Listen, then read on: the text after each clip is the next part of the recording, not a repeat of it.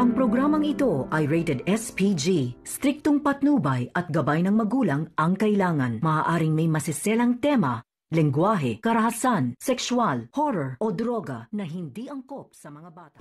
Naging matiwasay ang mga plano ni Moira kung saan talagang napunta at napaniwala niya si Giselle at saka si Dr. RJ Tanyag at lalong-lalo na itong si Annalyn dahil nanghingi ito ng tawad sa kay Zoe. Dito na nga ay talagang prosigide din itong si Giselle at saka si Annalyn na matuntun itong si Moira na kung saan talagang sinundan nila itong si Dr. RJ Tanyag. Dito na talagang nakausap ni Dr. RJ ang isang taong siyang nagpapapalit ng pera dito sa kay Don Pepe, pero ito nga ang sinabihan niyang instruction na ilagay daw ang pera dito sa isang garbage bag na kung saan ilagay doon sa basurhan na kulay dilaw. Dito na nga sinunod lahat ni Dr. RJ Tanyag ang mga sinasabi ni Moira na kung saan talagang naniniwala itong si Dr. RJ Tanyag na talagang ransom for money ang sanhi ng pagnakaw or pagkuha kay Don Pepe. Pero nginid sa kalaman ay talagang niloko na naman itong si Dr. RJ Tanyag at hindi naman nakalusot itong si Moira dahil tinawagan niya itong si Zoe na nakuha na daw ni Balahadja ang pera, pero hindi nga niya alam na palikot-ikot nga itong si Karen at saka si Nurse Iba na kung saan nakita itong si Moira.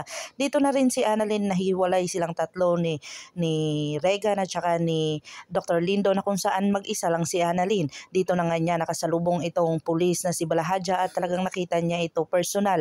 At dito na nang hinala itong si Annalyn na kung saan talagang namuo ang kanilang mga sa kanilang isipan na talagang may kinalaman itong si Balahadja at saka si Moira sa lahat ng mga ginagawa nito sa kanilang lolo. Dito na nga talagang mahuhuli na itong si Moira at saka si Balahadja kung saan nag-transform pa itong si Moira. Talagang makikita nila ni Nurse Iban na takot ito at kausap ang kanyang anak na si Zoe. Dito na nga si Lynette ay talagang nasaksihan ni Dr. Carlos Benetes ang kanyang anak na nakahandusay doon at tinawag siya dito dahil kinakabahan siya dahil nakita niya ang kanilang kwarto na wala ng laman ang kanilang mga gamit na kung saan ninanakawan sila. Sinabi na dito or nakita na ni Dr. Carlos itong si Harry kung saan sinabi niya dito na binitbit ng magnanakaw itong kanyang asawa. Dito na nga ay talagang umalis na si Lynette at kumuha ng pera at binigay niya dito na kung saan nakita siya ng kanyang dalawang kaibigan. Dito na kaya matutulungan si Lynette na kung saan talagang yung dalawang lalaki or makikita o matutulungan ng mga pulis doon na kung saan talagang hindi inaasahan ay talagang makita siya ng mga kanyang mga kaibigan doon sa kanilang lugar dahil hindi naman siya bago-baguhan lang at talagang kilalang-kilala itong si Lynette doon.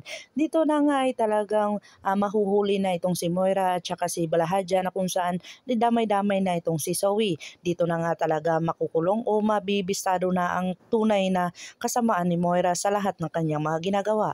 Pakakabangan natin ang mga susunod pa na episode na ito. Ang abot kamay na pangarap. If you like my story, please like, share, and subscribe para ma-update po kayo sa mga susunod pa. Yun lamang po at maraming salamat.